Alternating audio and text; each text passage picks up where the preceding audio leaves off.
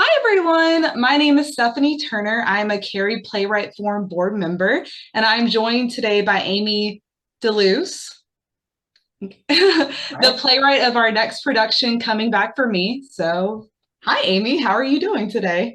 I'm well. Thanks for chatting with me. Yeah, thank you for joining us, or well, joining me and taking some time out of your schedule to talk about this show. So we're very excited about finally producing your incredible piece of work. So let's get started by you just telling me more about the play itself. It's always hard to do that without giving too much away, but I understand. it's a comedy, it's a drama, um, very personal. I guess all my writing is, but I like this piece a lot. It was really fun to write and a lot of fun to develop.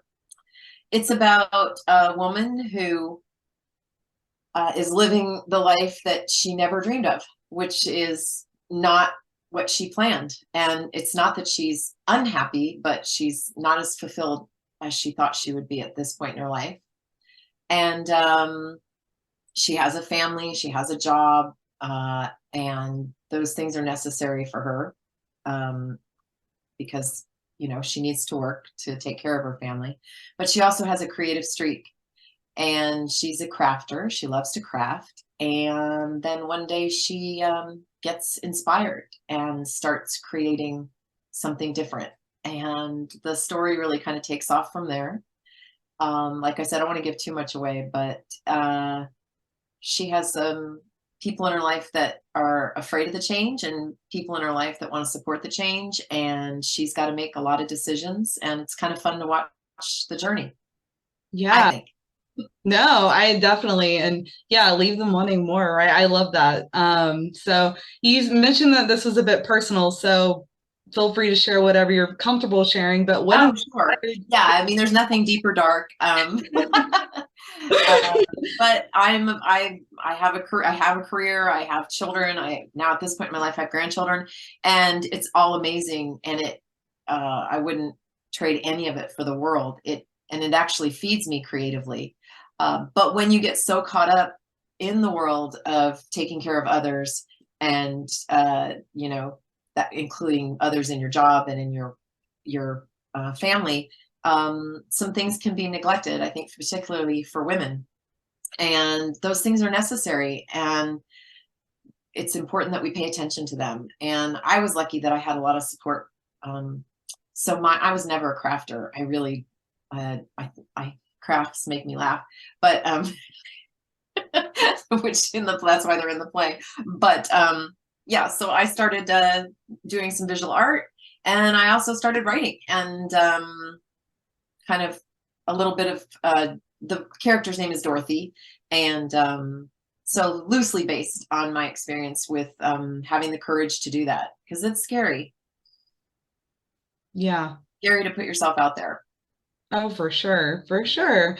I think any artist can relate to that. Anybody can relate to that. So definitely.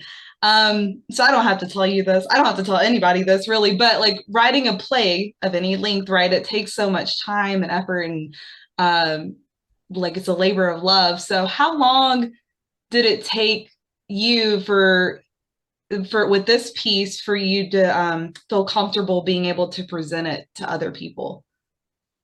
I looked that up because I knew I was going to be asked that as we got into rehearsals and all, and I found the earliest draft of the piece on my computer, which was, so it's kind of a nice way to document that, was 2018.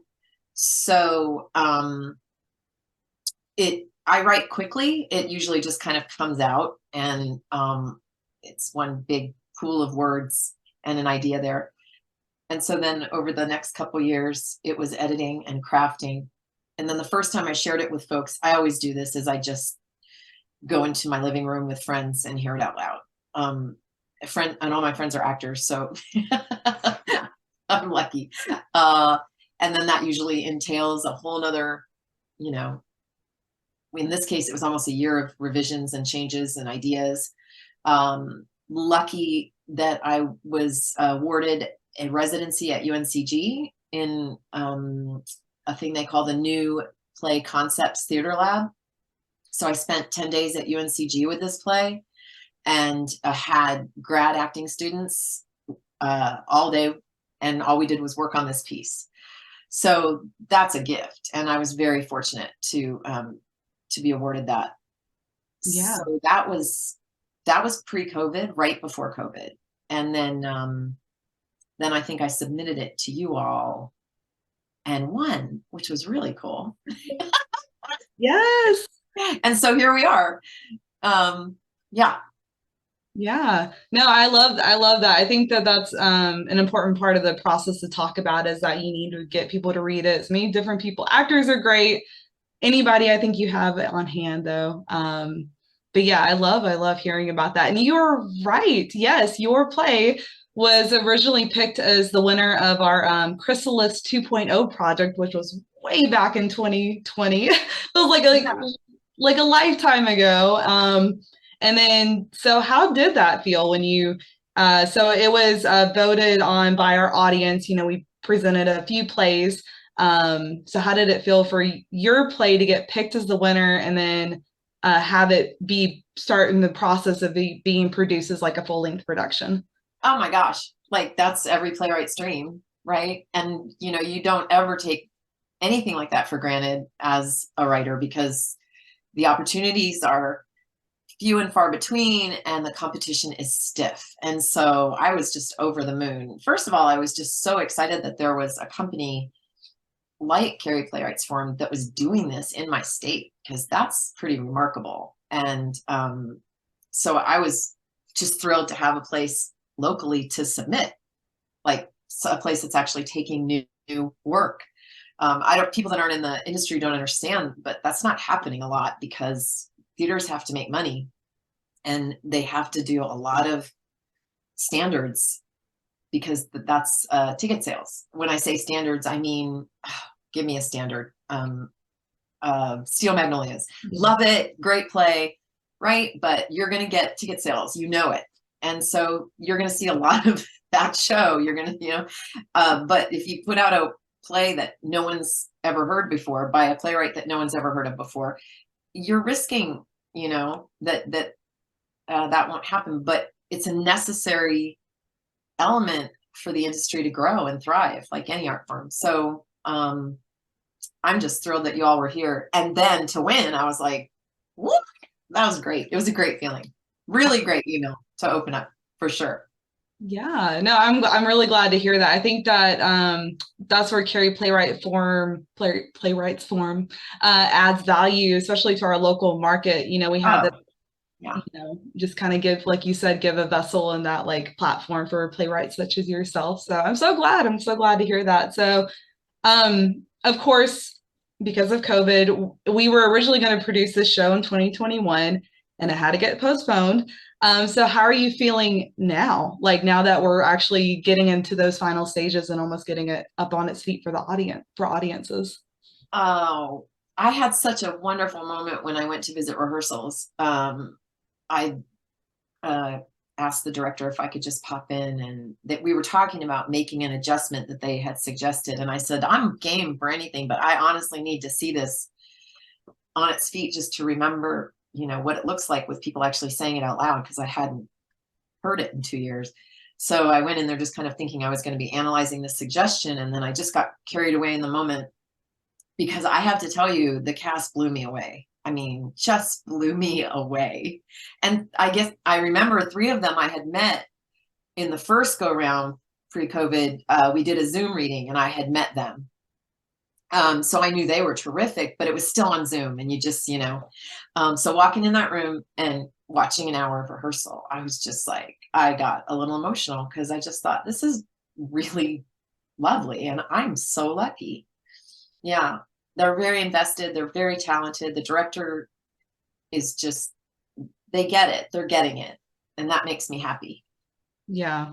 Yeah, no, we got really lucky on our end to find the cast and like the production staff and the crew that we did to bring this, like, to keep this show going. And yeah, the actors we have are very dedicated, very hardworking. I know that from working with some of them myself, and working with the director and stage manager, for sure. Just incredible, incredible. And it just makes you feel great to be a part of that process when people care about it so much. So yeah, and then think about how great that is being part of the theater company and knowing that the folks that are working on it care about that much. But then I walk in there and I see these artists that care about my words that much, and I'm like, oh wow, it's very humbling. It's just the best.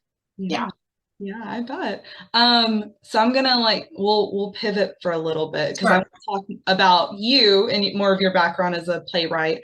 So this isn't your first show. Coming Back for Me isn't your first play. So how many other plays have you written so far? So many in progress and here and there. But I think on my website right now I have like 7 that I put ones that got produced or that got workshopped or that had some kind of public yeah. So I was an actor first, but I've been writing for, I mean, I've written my whole life, but I just started writing plays. I'm really bad with time, and I'm blaming it all on COVID, which is not actually the case because I was bad with time before COVID. But I have learned not to say years because they're never right, ever, ever. So yeah, no, not my first play though. Yeah, no, I get that. It's like days blur together for me. So Yes. completely understand. Yeah, so I'm glad you brought up again that you're an actor too. And from my understanding, that kind of led you into becoming a playwright, right? Yeah. So talk to me more about that. Tell us more about like that kind of journey, how like what started you, like what made It's you, actually not that uncommon. Like a lot of actors write, yeah. because you know once you read a lot of plays if you're an actor and you memorize a lot of lines, and so you kind of start learning about good and bad dialogue and how painful bad dialogue can be. um, yeah, so it's actually fairly common for a lot of us to kind of go off and write our own things. For me, I've always written, so it was natural to kind of just start taking it a little more seriously. What I loved about it is no one can tell you no. In acting, it's an ensemble craft, and you're at the mercy of a lot of folks to be able to practice your craft. And it's a very competitive business. I was very fortunate. I stayed busy. I'm a member of Actors Equities Union, and I'm a member of SAG. So I've had a lovely, you know, realistic career. And it's been fulfilling, but I never act as much as I wanted to. I never got all the parts I wanted, you know? So what do you do then? For me, it was just go into a room and write, and no one could, I didn't have to audition for that. I didn't have to get that part. I could write anytime I wanted. And I ended up just kind of disappearing and writing for a long time. So yeah. I love that. It's like Yeah. taking control of like your journey, you know? Yep. Yep. That makes a lot of sense to me. Um, so I guess you kind of spoke to that, like how being an actor has impacted your playwriting. And so to start wrapping up though, just to go back to what we were saying earlier. So our mission here at CPF is to support, establish, and aspiring North Carolina playwrights. So what advice do you have for someone, if you have any, for someone who wants to start writing plays themselves? And I teach playwriting to college students, so I give this advice all the time, is just do it. I know that sounds so easy, but just sit down and do it. Like just write it. Write a play. Um, if you're in the theater business, then you have a little bit of a head start. You know, if you're not, go read some plays, go see some plays. You know, but I think it's like anything. The only way to get better at it is to keep doing it. And then, you know, when you write a piece that you're feeling particularly confident about, it may not be the first thing you write. Get some friends and sit in your living room and read it out loud. It's really a cool feeling. Everyone should experience it that writes. It's very fun. And then the next step is submitting to folks like you all, ready for a big pile of no's. So many rejections, pages and pages. I save my rejections because it makes me feel productive. Like at least I know I did my job. I can't, you know, and then you know, celebrate the winner, the wins. Yeah. It sounds like with acting too. It's the same. It's the same thing. It's true. You're at the, at that part of it. You can write and write and write, but if you want to see your work done, you do have to go out into the real world and Okay. yeah, exactly. So, well, I'm glad to hear that you've found success, and thank you for hanging in there and helping us, like be able to share your work Oh with. my God. Thank you all. Thank you for hanging in there. Like I was shocked when Kristen emailed me back and said, "Hey, we're ready to do this now. COVID's wrapping up." And I'm like, "Oh my God, they remember." Yeah, yeah, Yeah, very cool. we don't forget. So, great. I mean, I feel like I could just talk to you forever, but I don't want to like overload you at this point. No, it's fine. I appreciate y'all doing all this to make the show a success and to get people there. Honestly, I feel like it's a great post-COVID show in a way. And I don't want to say post-COVID because I know we're still in it, but the the trauma that we all experience through that. This is a very feel-good show. It's hopeful. It's bright. And so when I walked into that rehearsal room and saw it again for the first time in a couple of years, I was reminded of that. I was like, oh, wow, this makes me feel good. And I was like, good, I'm glad this is going to be out in the world for a little while. So thanks. Hopefully it doesn't go anywhere though. Hopefully it just kind of because it needs to be shared. It's so great. It speaks to so many levels, like you said. So yeah, so thank you so much though for taking some time and talking to us more about and giving us a better sense of what coming back for me is to expect, and talking a bit more about your background as well. So for everyone listening, Coming Back for Me opens on September 8th for a 2-weekend run at the Mettlesome Theatre in Durham, and that's at the Golden Belt campus. Tickets are on sale now, and you can find more information on our website, careyplaywrightsforum.org. So if you have any questions, feel free to leave them here, hit us up on Facebook, and we hope to see you there. Thank you so much.